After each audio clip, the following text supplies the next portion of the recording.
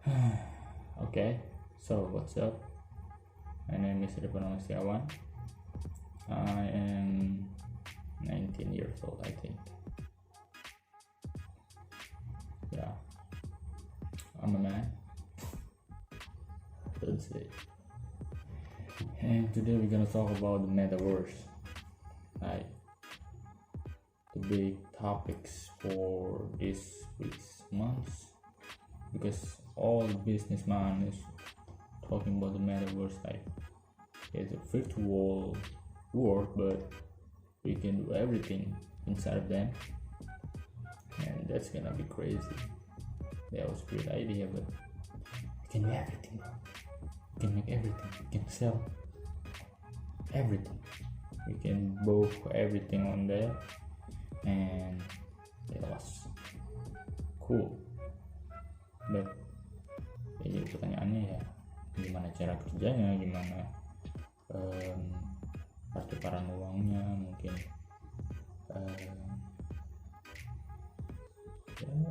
secara sistemnya mungkin ya, kayak keamanannya, karena kita masuk ke dunia virtual yang servernya terhubung ke seluruh dunia, kita membeli semua barang dari seluruh dunia, dan uangnya kan pasti beda-beda. Harusnya ya maybe we gonna use some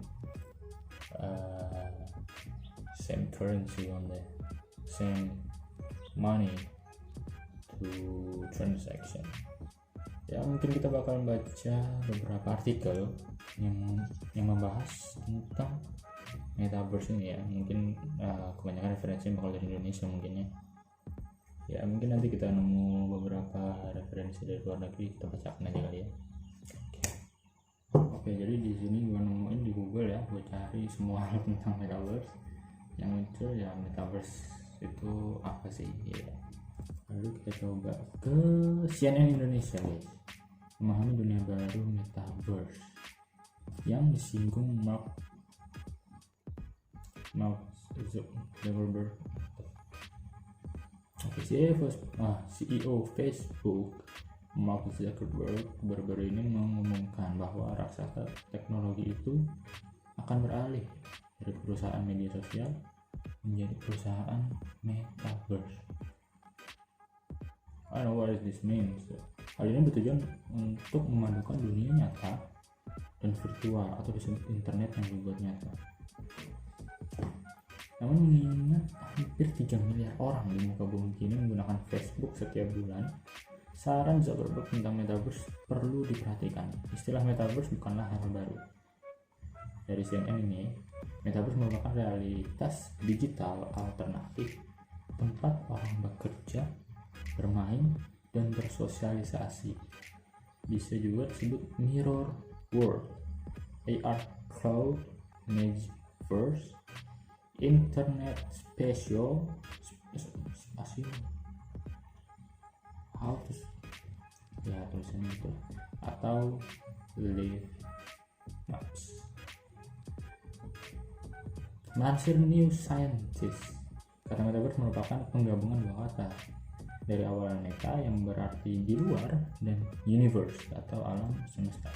Istilah ini biasanya digunakan untuk menggambarkan konsep interaksi internet masa depan yang terdiri dari ruang virtual 3 dimensi yang persisten dan terbagi, kemudian dihubungkan ke dunia virtual yang dirasakan. Mungkin kalau orang yang nggak tahu internet sama sekali, masih apa bahasanya yang orang nggak begitu paham tentang internet, ini bakal apa gitu loh, maksudnya apa gitu, tujuannya apa berubah yang internet dijadikan 3 dimensi, dijadikan pengen dibuat secara real, asli ya, benar kita ada di dalam internet itu, kita berdiri di internet itu, dan tujuannya apa itu mungkin masih membingungkan ya, dan gue juga masih bingung sih honestly. Gue bingung metaverse ini bakal jadi aplikasi sendiri atau semua platform yang menyediakan dunia di aplikasi mereka itu disebut metaverse. Jadi gue bingung antara metaverse ini bisa menjadi aplikasi, bisa disebut aplikasi yang akan hadir nanti, atau justru hanya istilah untuk semua platform yang menghadirkan dunia virtual ini? Oke, lanjut.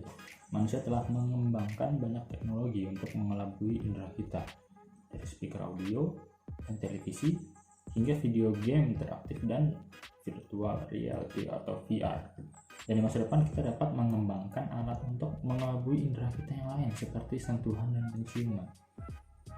Kata-kata seperti internet dan dunia maya telah dikaitkan dengan tempat-tempat yang kita akses melalui layar. Mereka tidak cukup menangkap jaringan internet yang stabil dengan realitas virtual seperti dunia game 3 dimensi atau kota virtual dan AR seperti hamparan navigasi. Akademisi telah menulis tentang ide serupa dengan nama extended reality selama bertahun-tahun, tapi itu nama yang agak terdengar membosankan.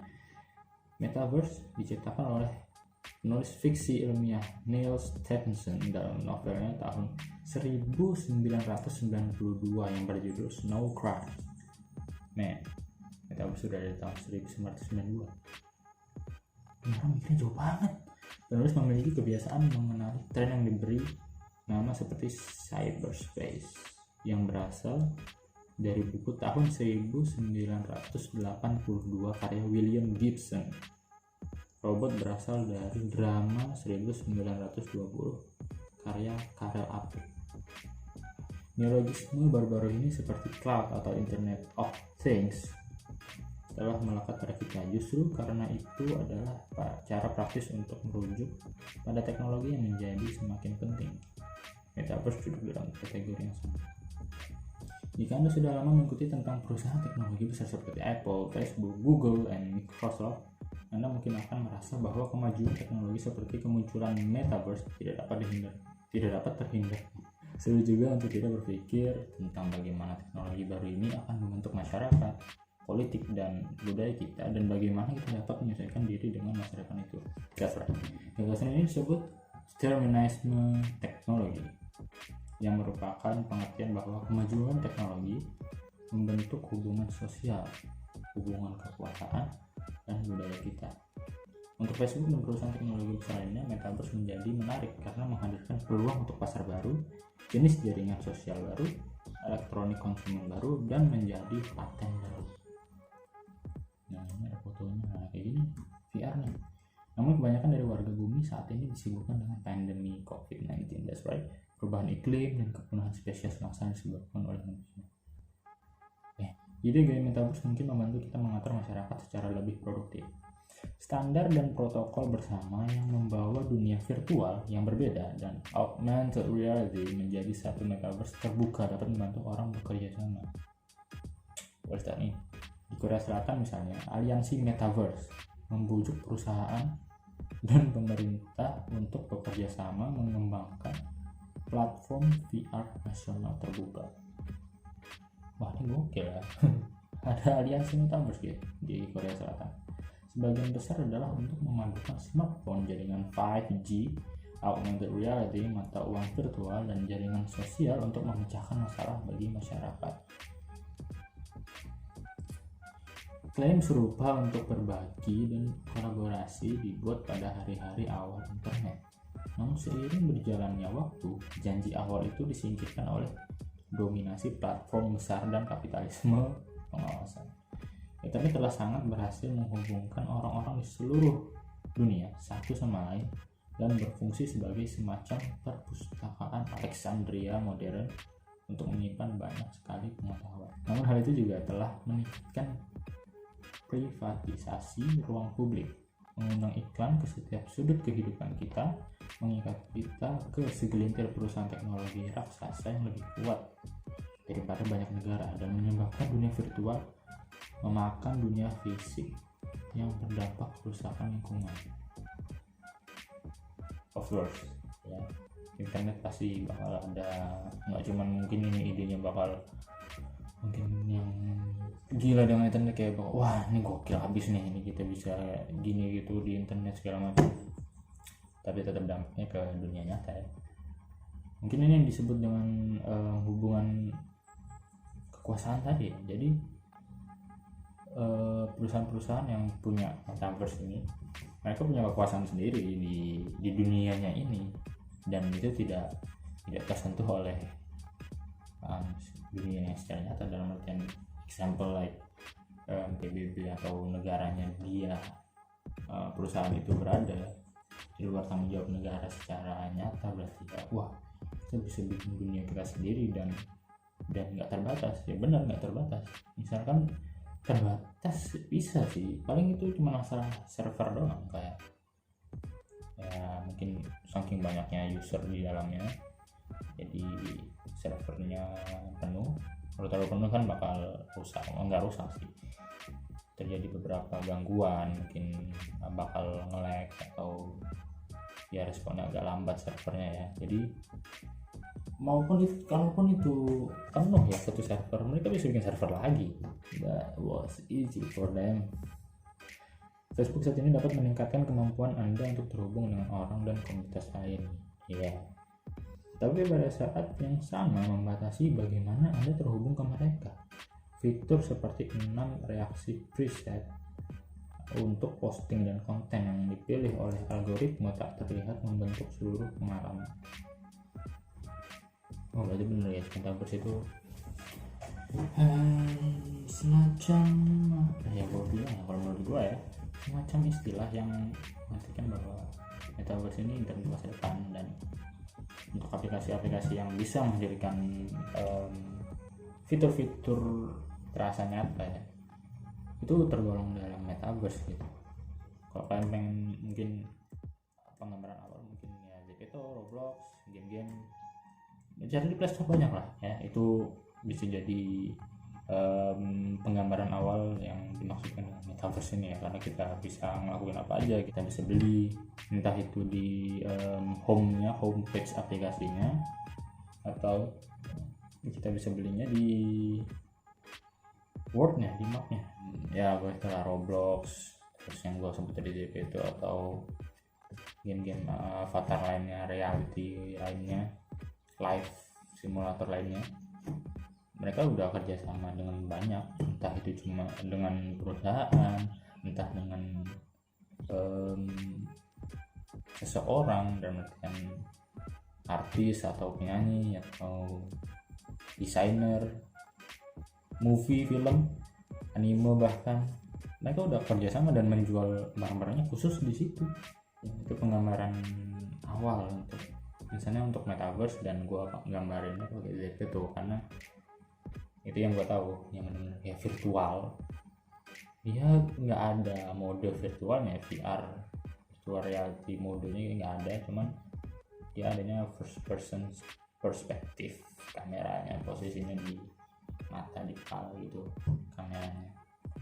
Yang gue tahu game-game tuh ada sih udah pakai VR mode, dan ya ada kurang ada lebihnya, nggak ada yang perfect ya. Mungkin itu aja kali guys ya, kita ngomongin soal metaverse, maupun cuman dari 2 website atau beberapa website yang nanti bakal gua taruh.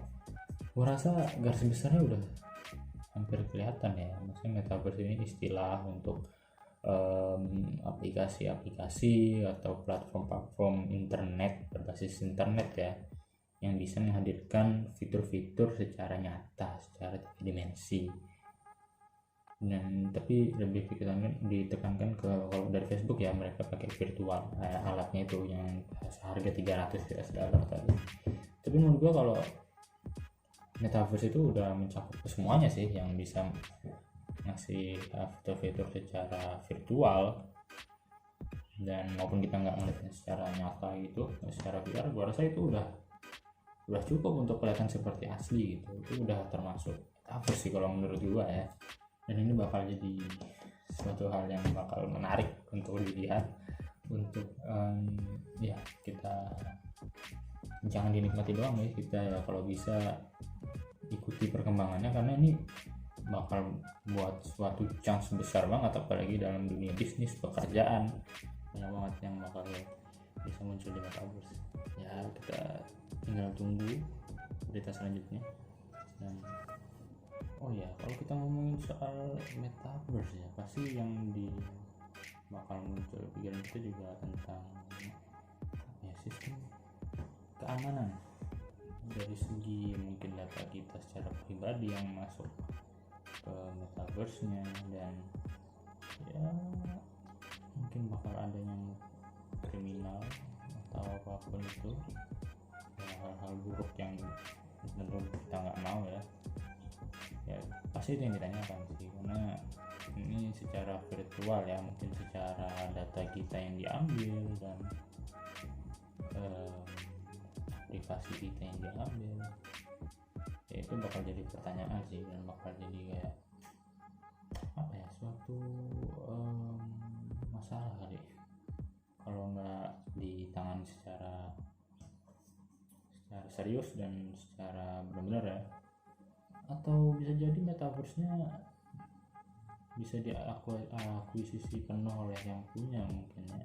Misalnya kita punya dunia kita sendiri ya, kita punya peraturan kita sendiri, dan misalnya kita masuk ke dunia orang lain ya, kalau kita bisa lihat peraturan yang ada, mungkin kita bisa milah-milah ya, mungkin bisa kali begitu ya. Jadi nggak monoton kali ya, jadi lebih fleksibel, lebih dikasihkan hak penuh ke owner dari verse ini tadi, yang punya universe itu tadi ya. Mungkin ya kayak ini kita kalau ngomongin kayak tadi yang kerja, dan ini juga ya, kalau kita kerja terus kita dimonitoring secara 24 jam secara penuh dalam jam kerja kita, itu gak enak banget sih. Misalnya kita kerja kantor, mungkin gua nggak pernah kerja, gua pernahnya ya praktik kerja, dan banyak nyantainya sih kembandingkan kalau di metaverse lebih ketat. Wah, mikir-mikir sih untuk kerja di sana, tapi ya seharusnya enggak lah. Tapi ya kita belum tahu sih, ini belum terbentuk secara 100%. Jadi ya bakal terus ada perubahan sih, maupun udah benar-benar metaverse. Jadi pasti ada perubahan kalau suatu masalah yang terjadi, ada hal-hal yang terjadi ke depannya ya pasti bakal direvisi, bakal ditindaklanjuti, dan bakal diurus, bisa diselesaikan dengan musyawarah lah sebaiknya ya, jangan mentang-mentang company-nya itu jadi ya langsung durasinya secara corporate itu. Wah, ya perlu dipikirkan juga sih soal hal buruknya yang bakal terjadi ya, karena soal internet dan ini berhubungan data account kita, data diri kita secara online, itu data diri bos. Maupun kita mikir online pasti aman lah, tapi ya kita nggak tahu. Zaman sekarang orang-orang udah ngeri banget pakai internet ya, meretas itu. Wah, ini just that. Apalagi kan kita masih ngomongin ya, masih perbincangan, masih ya dilihat-lihat di tolok ukurnya ya dari internet yang terdahulu ya. Kita mungkin kalau kita ngeliatnya ya, maksudnya internetnya basicnya tetap internet yang kayak dulu, cuma di secara virtual 3 dimensi ya, bakal masih banyak ada masalah sih. Soalnya udah secara sistem juga mereka mengembangkan dengan baik. Ya yang penting keamanan sih kalau menurut gua ya. Fitur-fitur itu lambat-lambat nggak masalah sih, maksudnya perkembangannya sedikit lambat nggak masalah, yang penting keamanan. Kalau aman, data kita aman, terlalu protektif itu bakal jelek juga sih. Maksudnya menjaga keamanan dari segi kita sih berharap dari segi data sih ya. Karena kita cuma bisa menerka-nerka, melihat ya, kita menikmati prosesnya, kita ngerti aja. So ya, sekian dari gua. Thanks for watching.